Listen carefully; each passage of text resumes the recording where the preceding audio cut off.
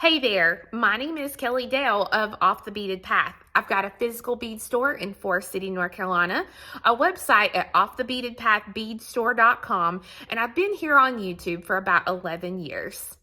I'm so glad that you joined me today as we are going to learn a new bracelet just in time for the Valentine's Day holiday. This bracelet is going to be made on a loom. You'll need a loom for this project. So me personally, for today's project, I'm going to use the jewel loom made by Beading. You can use any loom that you may have or you may like, or if you don't have a loom, the jewel loom is a really good loom to get because it's a very affordable loom. Again, I sell those on my website, or you can get those at beadalon.com. Or make sure to check your local bead store as well, as many of those will carry it.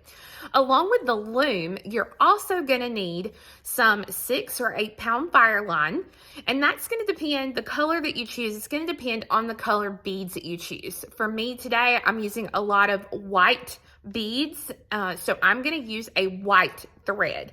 So it's completely up to you. You're going to need a size 10 or a size 12 needle. Either one works for you.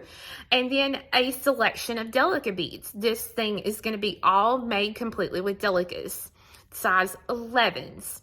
Now, in addition to that, I'm going to show you several ends for this bracelet. So as we go, bracelet. So as we go through the project, you'll see the different endings that I'm going to be showing you how to use as well. They're all tiara cast. If you're not familiar with tiara cast, they are a made in the USA pewter company, and their findings are amazing. Along with these, I'm also going to be using some painter's tape. This thing will help you a lot to keep your tension really nice and tight on the loom that we're going to be working with. So definitely some painter's tape if you have that. And then I actually have the pattern for sale for this project on my website. Now, we are going to give you a screenshot or a snippet of the basic pattern of the piece here on YouTube in this video. But if you go to my website and you purchase the pattern, you're not only going to get one pattern, but you're going to get about 6 or 8 different variation patterns of this project. Now, I'm going to be showing you some samples of those different variations as we go throughout the video, but it will be well worth your purchase to get all of these different variation patterns. Now, if you don't have a loom or you don't want to invest in a loom, you can also do this with a stitch called square stitch. To me, the loom makes it easier and quicker. Now, I already actually have my loom set up and ready to go for you. So to show you how to set up the loom, I'm going to be using the baby jewel loom. It's the same loom, just a mini version of the bigger loom. So you will see setup on a smaller loom, but we will be using the big regular loom today. So let's go ahead and get all of our stuff together and get started. All right. Before we get started today, I always get questions about the board that I work on. So today, I'm actually using the Bead Wrangler board. You can find the Bead Wrangler at etsy.com/shop/Bead Wrangler boards. And the board I'm working today is the Ultimate 2 board. Love this board. I think you will too. So you'll see here, these are some samples of variations of what I'm going to be making today. This was my original sample, and I love these muted pinks with this pop of gold. I love gold because I wear so much like cheetah print and browns and blacks that the gold just pops, and I really, really liked this sample. So after doing this one, I really had fun with some different samples. So I did a little sampler strip here. The first you can see is just 2 hearts that would kind of go back to back all the way up. You can see the main difference here is it does not have the triangle. It's just left plain here.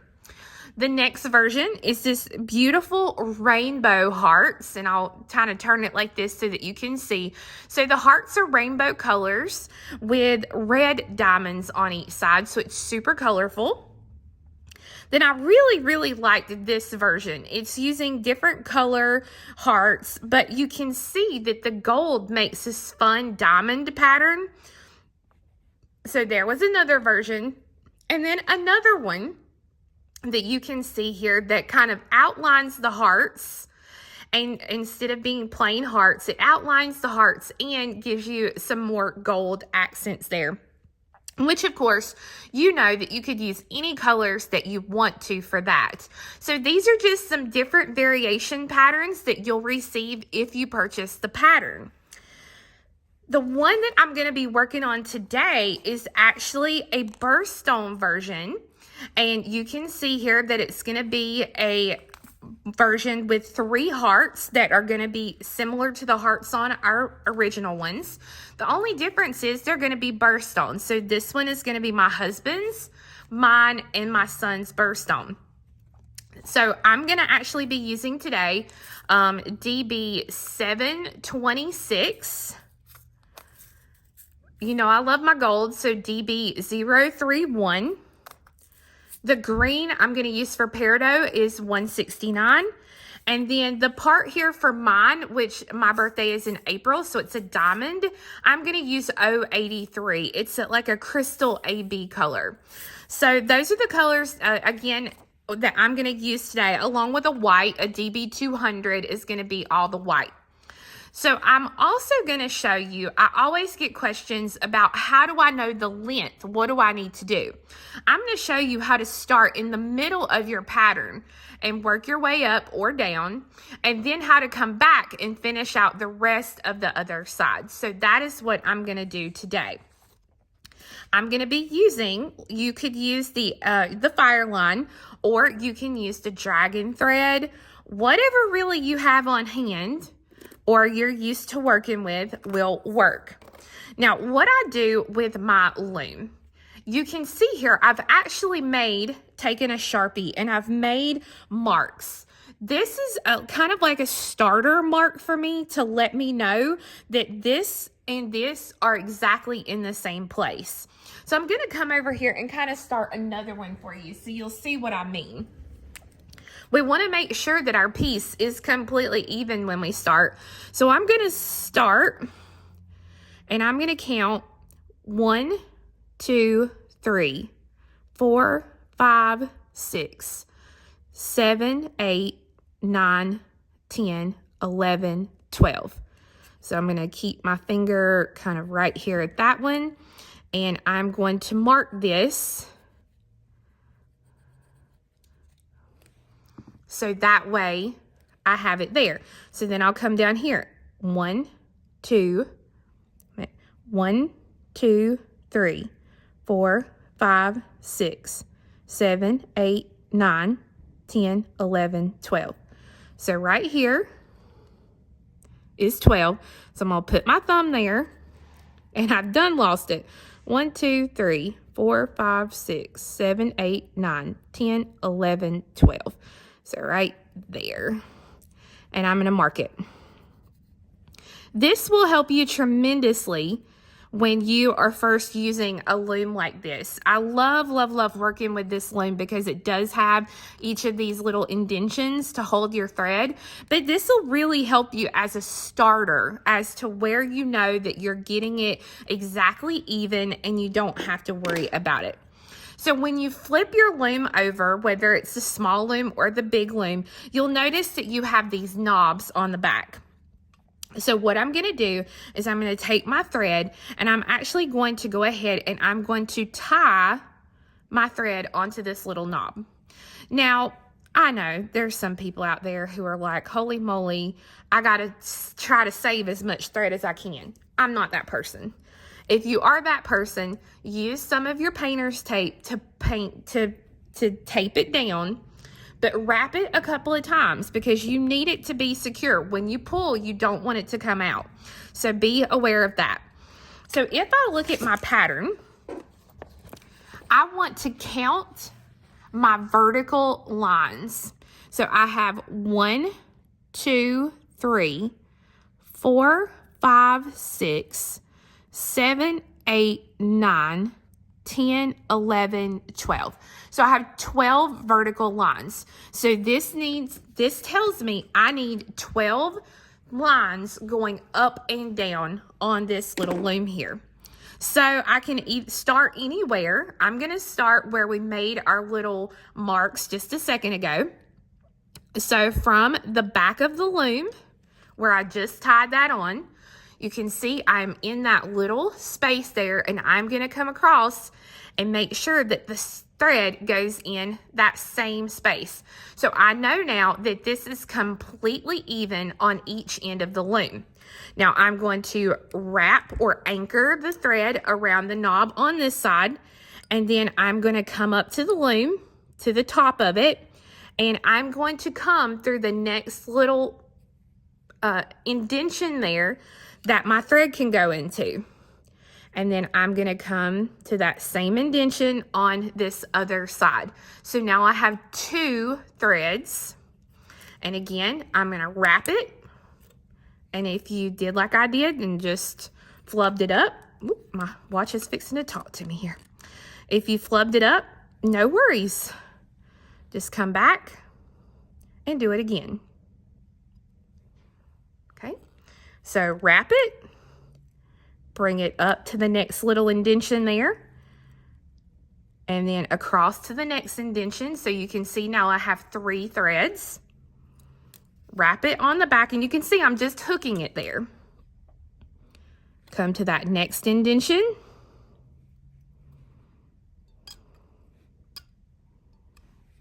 And now I have 4 threads. Wrap. Come up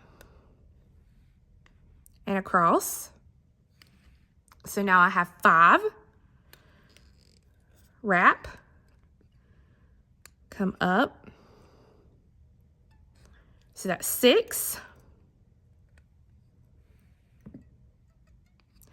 7.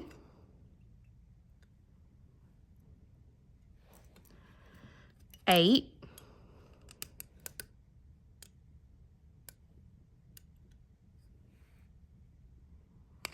9. 10.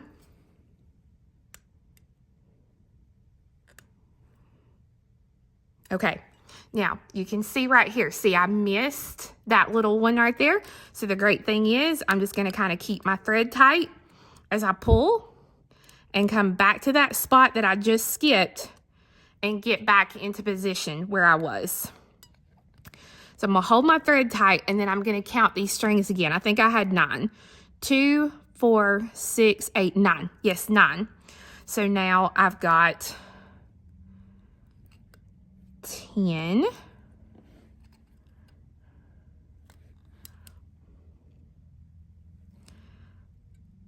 11,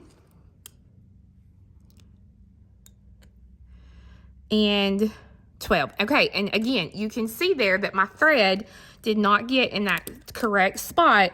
So all I got to do is just keep it tight, get it back in there, and do it again. Okay, and I'm going to check. I think that's 11. 2, 4, 6, 8, 10, 11. Yes. It's easy to lose count when you're doing this, especially if you mess up and have to fix it. So I have 12 threads going up and down on my loom, and that's exactly what I need. So now I'm going to take this extra thread and I'm going to wrap it a couple of times around my little knob here, and then I'm going to cut the thread. Oh my goodness, where are my scissors? Oh, there we go. And then I'm going to lay it down, and I'm just going to tie these 2 threads together. Again, if I'm going to just do the tying, if you want, you can definitely put some tape on the start and the end. Whatever floats your boat. All right, so now I have my loom set up and ready to go. The only other thing I'm going to do is I'm going to grab some of my painter's tape. And I'm going to grab just a short piece here.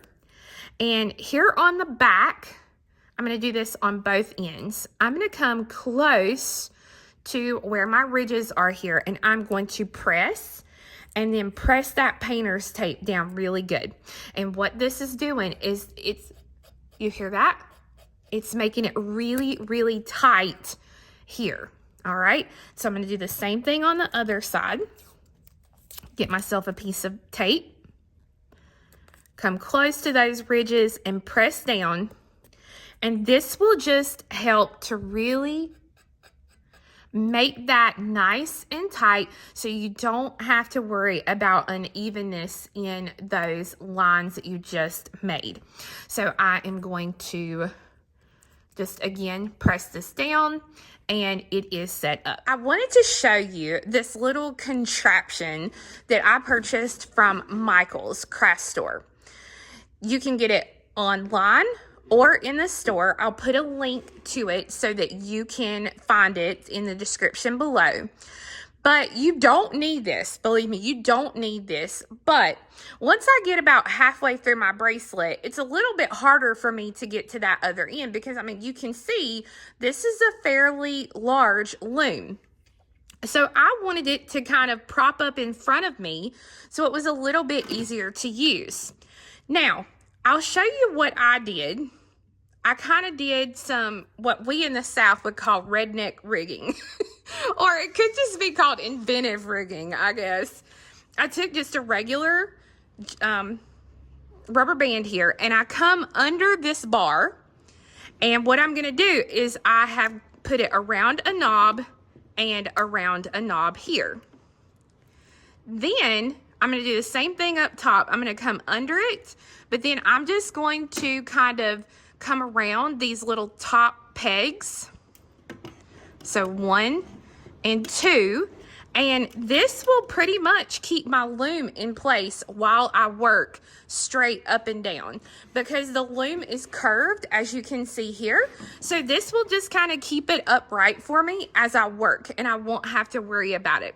So this is super, super helpful when you are learning how to use the loom, especially if you don't want to look down all the time and you can just kind of look at an eye level with your loom. So to get started, I have 2 yards of thread, and I'm going to put a stop bead on this thread because, like I said, one of the biggest questions I get is how do I know where to start, what's going to be the correct length in the whole 9 yards? The answer is it's going to be different for every single person. I know since this has 3 hearts in it, the heart here, this middle heart, is going to be basically the middle of my bracelet. So I'm going to start on this longest line here, and I'm actually going to work my way up. So I'm going to do this and this, and then I will come back and work my way down. So when you look at a loom graph, you definitely will get a word chart. Now the word chart will not help you here how we're going to start it. But the chart itself that I personally like to work with is going to be golden. This here in this far corner is going to be the bottom of my bracelet. And as I would work up, when I got here to the top, then I would come to this next six. And I would work from the bottom to the top.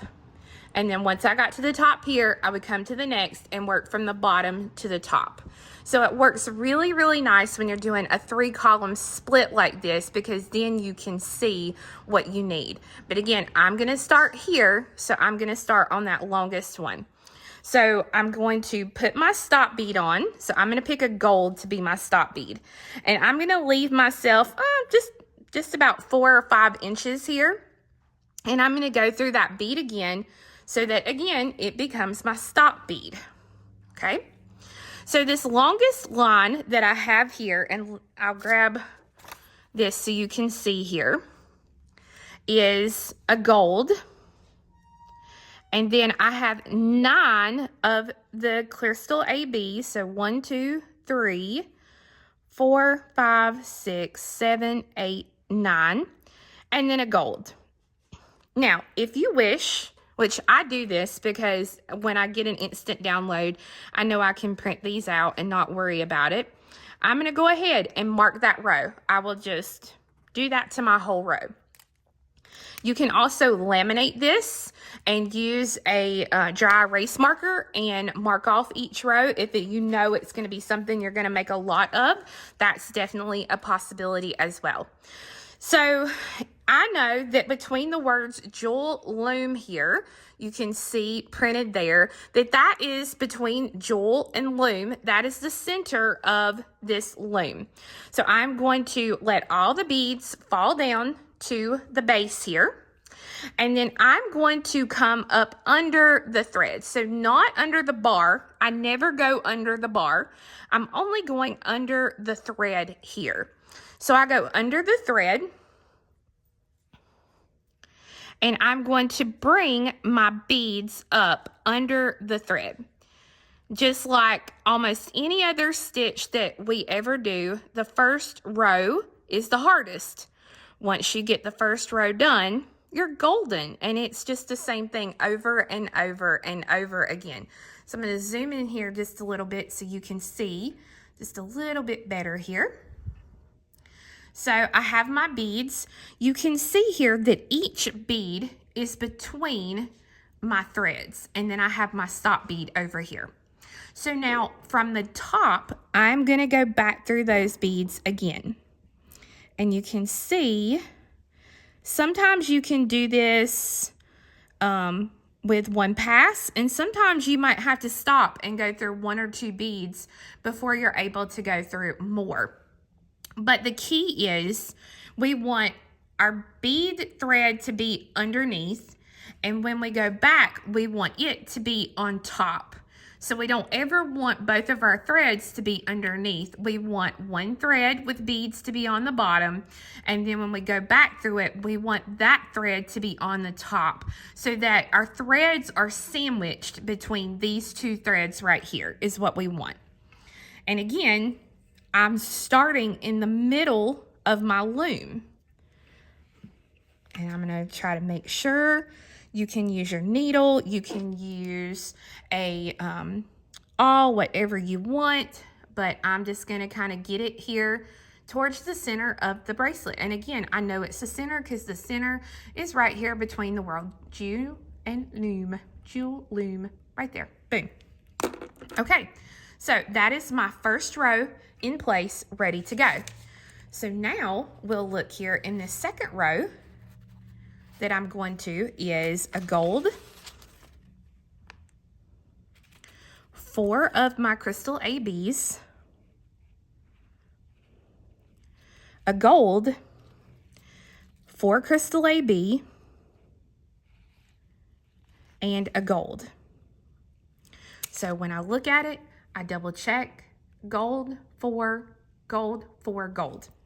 Okay, I've got that in place. I'm going to go ahead, I'm going to take my ink pen and I'm going to mark off my next row here. That way it's done. I know it's done. And then I come again under the thread here. I'm going to pull all these beads through. Now this first row, just make sure you don't get that little tail thread caught in place. There we go. Again, we're going to bring them down all the way. Make sure our beads pop into place where we want them. And then as I come back, my new thread needs to be on top. So I'm using my pointer finger here to kind of push the beads up in between those little holes that I've got. And you can see that my needle, sometimes I take my needle and I kind of do like this to pop the bead up. And that's exactly what we want because we just want to make sure that none of our threads are there below. And I'm going to hold this and I'm going to pull it all the way through. We want to use a consistent tension throughout our piece, meaning that we don't want to pull this super tight, or what's going to happen is this thread here is going to get wavy and we don't want that. So you want it to be pretty consistent as you're going to loom it and work it. So then I'll go ahead and take my needle under here just so that it's in position and ready to go. When we bring our pattern back into place here, you'll notice that my next row is a gold, 3 of these crystal AB,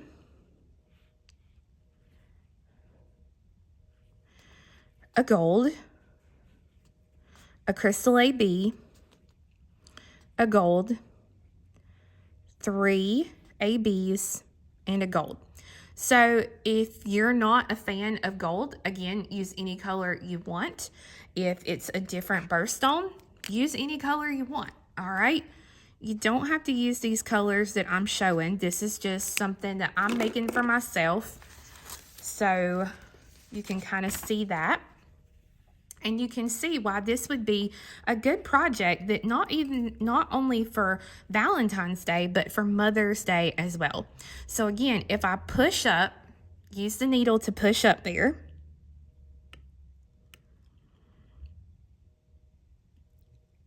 You'll see that just working the thread through, using that pointer finger to push the beads up so that way they're in place. And pull. All right, you can see my tension is consistent because this is staying straight. So again, just to get into position, I'm going to go ahead and stick my needle back under here. Now for my left-handed friends, you would start on this side and you would be working from here, from right to left, instead of we're doing from left to right. All right, so it's real easy. I may actually show my left-handed friends on this smaller one that I've already got started, how to start on that if you're left-handed. So now my next part in the pattern here, you can see each row, I'm just moving up a row, and all I'm doing is starting here and going across. So whether I'm doing it right-handed and start from here to here, or whether I'm doing it left-hand going from here to here, it's going to work out exactly the same way, no matter what. So this time I actually have a white, 3 gold, so 1, 2, 3, 3 white,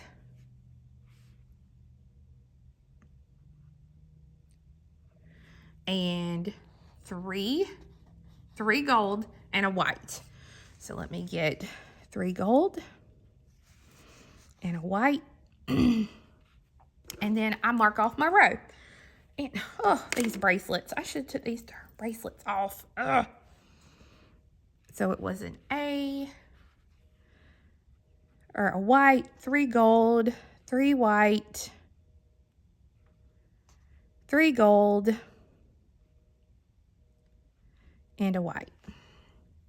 So again, I'm going to pull these down, get them in position here. I'm going to push up, and then I'm going to start coming across and just making sure that we are sandwiching those beads in place. So you can kind of hold it here and look, and if you see any white in between your beads rather than the silver, then you know that you have missed a thread as you've gone across. Don't worry if you do miss a bead, because it's not like the bead is going to fall out of the bracelet, but you are definitely going to be able to tell that you missed it as you go through. So what I'm going to do is I'm going to continue to work up on my bracelet, making until the length that I need. So if I take a tape measure, one way that's really helpful for you is if you take a tape measure, I know I like my bracelets to be about 6 3/4 of actual beadwork. So I can kind of come in here and I can find where about 6 3/4 is going to be. And then I can actually mark on this cord. I can use a Sharpie, whatever I want. This is not required, but it's just a little trick that I like to deal with. So my center is going to be around 3 and I don't know, somewhere around right there. So what I'm going to do is I'm just going to take and kind of mark here. You can barely see my mark there, but that'll help me know how far I need to go there to get the length of my bracelet that I need. And then again, I'm just going to kind of come here and mark here so that it will give me about the length that I need to go on each end to be able to have the size bracelet that I need. All right, so as you can see, I have now reached the halfway point of my bracelet. Remember, I started down here and I worked all the way to the top. So all I'm going to do is I'm going to take the thread that I have left, and I'm just going to stitch it back and forth through the last couple of rows that I had here on the loom. Again, I'm not going to pull the thread super tight. I'm only pulling it enough to pop it through. And I'm pretty much going to use up the rest of the thread that I've got here. And then once I come through this last row, then I'm going to trim the thread off. You don't have to worry about this coming apart because we have all of these threads left still to stitch through. So we don't really have to worry about it. So now all I need to do here is I can take my thread burner or my scissors and just trim that little excess piece of thread there. So now I'm going to come here to where I started. So I have no thread left up here, and this is where I started. You can see my tail thread there. So I'm just going to hold the beadwork and I'm going to pull that stop bead off. So that way it's taken care of. And I'm going to thread my needle onto this short tail thread that I had. And I'm going to do it just like I did that top. I'm just going to stitch through to get rid of this thread as well. You can also do this if you're working and you're noticing that your tail thread is getting in your way and you're just getting really frustrated with it, then you can go ahead and get rid of it. It's not something that you have to wait to do. You just have to get about, I'd say about 5 or 6 rows in there before you decide to get rid of it and cut it. So now I'm going to trim that little piece. And now I can start on the second half of the bracelet. All right, so now I'm actually going to start this for my left-handed friends. So my right-handed friends seen how I started this, and you will just start at this very next row and work your way downward. So if I go back to my graph, this was the row that I started in the very middle with. So I'm just going to work this row and then work my way down, and then back up that graph again, or back down the other side. So I start out with 2 yards of thread, and I put the stop bead on just like I've normally done here. And so for my left-handed friends, instead of starting like the right hand, we started this way, we're actually going to start going from right to left. And I will get my beads in place like this. And then just like we did on the right, I'll just take the needle and work it back now from left to right to go back through the beads again.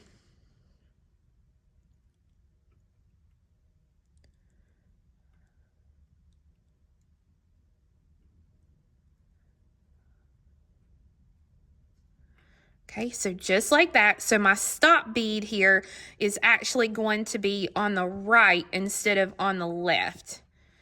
Make sure that bead gets in there. I can tell that I missed a little thread there. So there we go. Nope.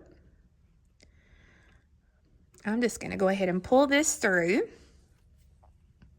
Sometimes it's easier to just go ahead and pull it through and then finish what you can't get through. Try to get that popped into place. There we go. Don't go through that stop bead there. So now, Push them up against the beads you already have in place, and then you're ready to just continue to work in a downward motion. So I'm going to work this row one more time, or this next row, so that my left-handed friends can see again what I was doing. So I'm going to pick up my beads and I'll be right back with you. All right, so I have my beads. I'm going to take the needle behind the thread just like I normally would. Pull it through. Get the beads into place here. And remember, push up with that pointer finger here. Push up so it really pushes those beads up so you don't have to worry about missing any of the threads there as you're doing it. And again, if you're unsure, you're worried that you might miss some, just go through a few of the beads and then come back and continue to go through. So since I'm not naturally left-handed, I'm going to take it a little bit slower here so I can get through. That's a great thing about working with a loom that only has these little 12 rows. Normally you can get your needle all the way through the first time.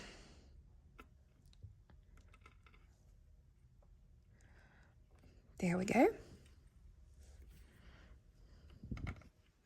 And again, just make sure to push your beads up, and you see no matter if I'm right-handed or left-handed, the pattern still works out exactly the same. So I'm just going to continue to work until I have the length that I need. Once you have your piece complete and you have all your threads stitched in, now comes the hard part.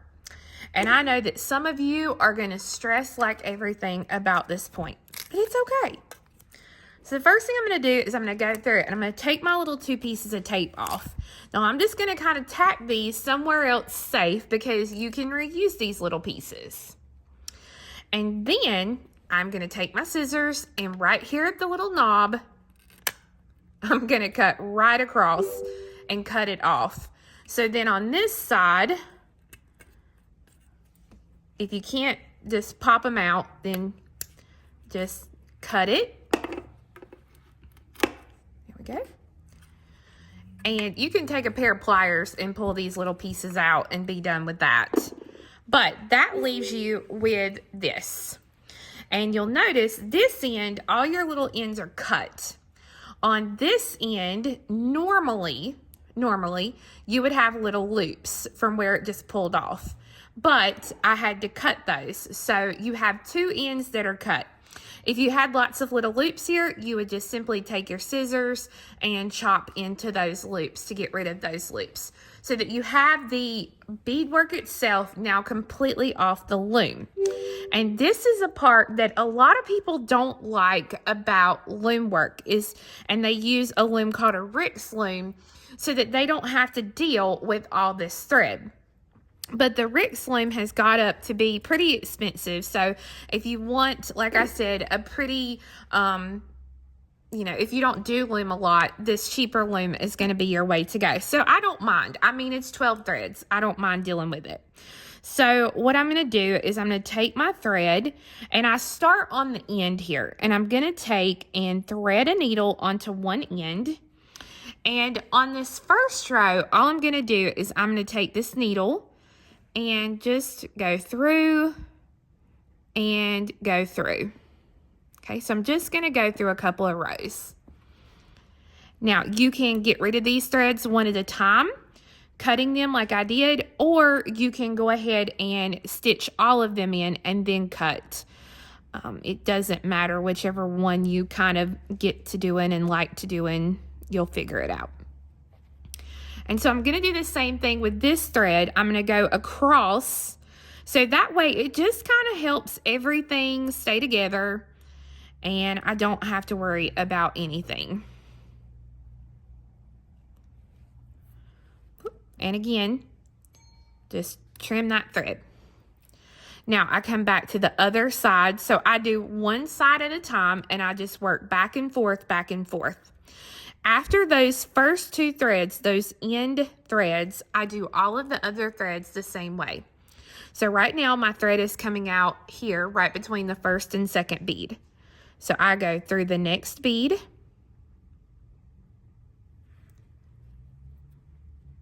and then I come to the row below it and I go up through that bead. I almost make like a little zigzag just through the one row. And if it starts to pull apart like that, just pull it back down. But I'm just going to do a little zigzag on that row only. And I'm only going to go down about 4 beads, 4 or 5 beads. And if you want to on that last one, you can go through to come out of the edge there. Okay. So then I'll grab a hold of this end thread here and continue to stitch that through.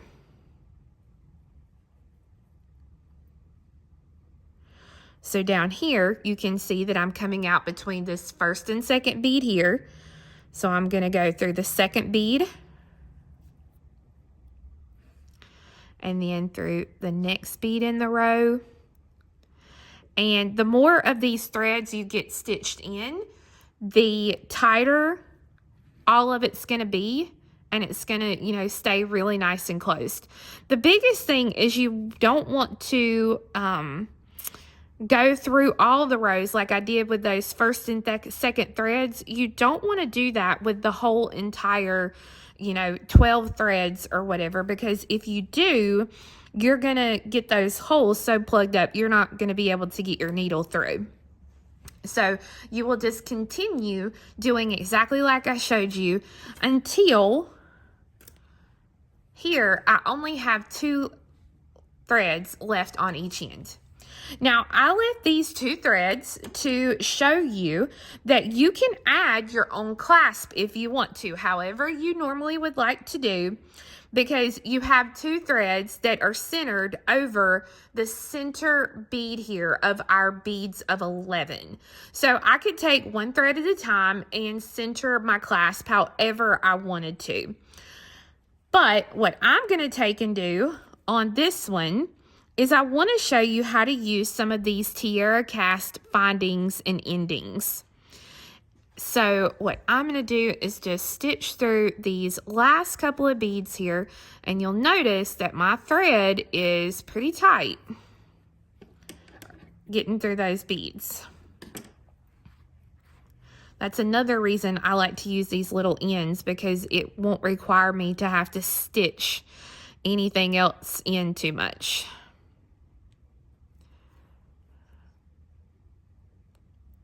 Because if you try to add thread and put a clasp on or something like that, it gets super tight and you worry that you're going to break your beads. All right, so Tiara Cast has a line of ends that are amazing for doing loom work, peyote stitch, anything like that. So these are a crescent crimp end. They look like this right here. This one is a mirror cash crimp, and then this is like a smaller mirror cash crimp. So you can see there the size difference in these two. So basically what this is you put it on, you can glue it on, or you can just press it together and it will hold your piece together. I like to do both. Now, that is not mandatory whatsoever. I just like to do both here. So I got to find my E6000 glue. I don't know what's happened to it, but give me a second. I'm going to find my glue and I'm going to show you how to put these ends on. Okay, so I have all of the threads off on each of my little samples here. And I found my E6000 glue. So now I'm going to show you how to do these. Now, remember, this is not required, but I like to have a backup. So what I do is you can take a Q-tip or a pen or whatever you've got that you think that you need, and you can take some of the E6000 glue and you can kind of put it down into the inside of your little finding here. Again, not required, but it is helpful. Okay, so I'm going to put just a little thin layer of glue. I think I'm going to put just a little bit more. Come on this side and put me just a little more. I'm just kind of getting it on the sides there. And now what I'm going to do is I'm going to take it and I'm going to put it here on the end. Now, I realize that this one is not as wide as the bracelet, but I like how it looks on the bracelet. So I'm going to center it, and then I'm going to use a pair of bent nose pliers, and very gently, I'm going to press it. I am not giving this a death grip because we do not want to bust beads. We just want to kind of crimp it a little bit. And that's another reason why I put the glue on, so that I don't have to press so hard and worry about busting any of my seed beads that are here. So I'm going to kind of do this. I don't feel it moving as far as sliding from side to side, so I am golden on this one. So you can see how that makes the end look. So I'm going to do this again really quickly. I'm going to get me a little bit more glue here.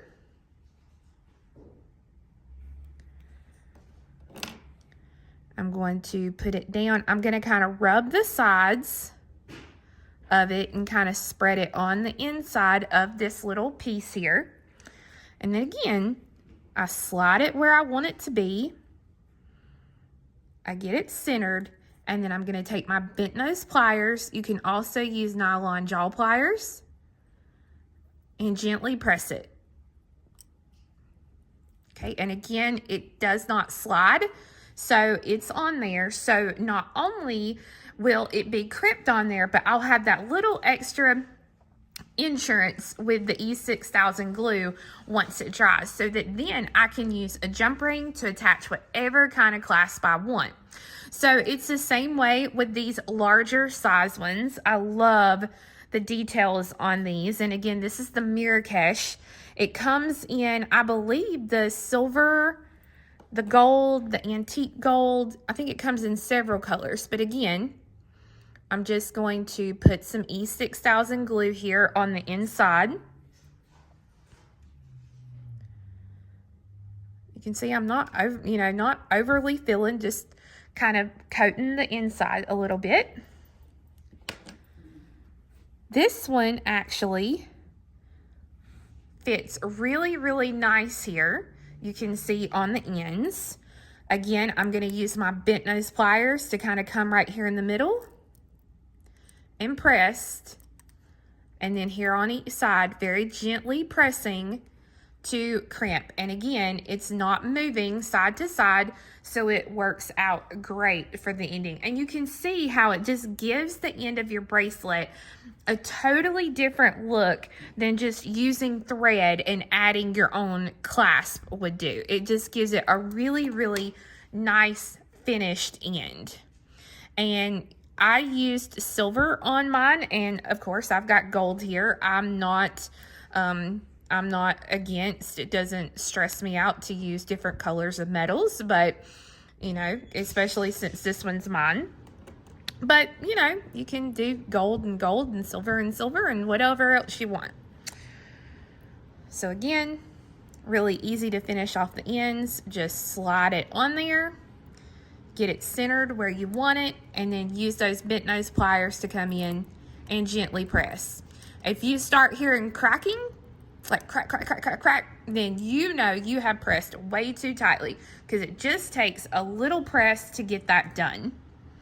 And then here's the other type of crimp that they had. And this is one reason, like on this bracelet, I made sure to leave plenty of white. So that way I did not cover up any of my design. So like on here, you can see I'm going to cover up the end here. And that, that's okay. Completely fine, because you'll have the rest of the design. But that's what you kind of want to pay attention to, so that you can now see what your rounded, your Marrakesh, and your smaller Marrakesh will look like. And again, the ends, you just put a clasp, use a jump ring to add whatever kind of clasp you want for the project. So guys, I hope you enjoyed learning how to make this new loom bracelet today. I do have the looms for sale, again, on my website, offthebeadedpathbeadstore.com. And like I said, if you go to purchase a loom and I'm sold out, make sure to check out beadonline.com or your local bead store as well. We have the Tiara cast findings. And we have the Delicas, which I'm happy to say that very soon, hopefully by the end of January, 1st of February, we will have every color of Delica that they make in our store, which totally excites me. And then we have the pattern. Now, again, when you purchase the pattern from my website, you're not going to get just one pattern, but you're going to get about 8 patterns, 8 variations. The one that you see me do today with the 3 hearts with the different birthstones, you will actually have graph paper that will have a 3 heart, a 4 heart, maybe a 5 or a 6 hearts. Like, you will have some graph paper in there, as well as the designs for this one and all of these as well. So you will have lots of different designs that you can choose from. Now, if you purchase that file, make sure if you just try to download from your email, what's going to happen is you are only going to get the one file. So what you need to do is, once you've purchased, go into your account on our website, click on that order, and then you'll see all of those download buttons there that you can download each of those patterns. So guys, again, thank you so much for watching. I hope you enjoy, and we'll see you again next time. Bye-bye.